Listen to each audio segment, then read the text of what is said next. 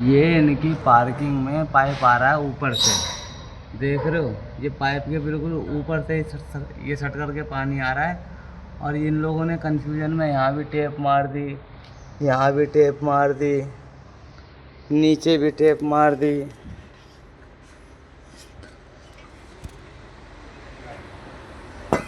ये देखो, यहाँ टेप, वहाँ टेप, वहाँ टेप। और जैसा कि अभी हमने तुम्हें दिखाया कि पानी ऊपर से ही आ रहा है, ये देखो।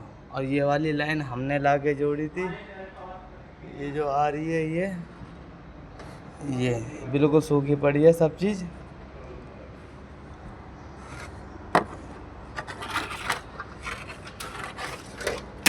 ये देखो, हटाना सीढ़ी। तो जैसा कि मैंने अभी वीडियो बिल्कुल ऊपर से लेकर नीचे तक बनाते हुए आया हूँ, अब तुम खुद देख लो।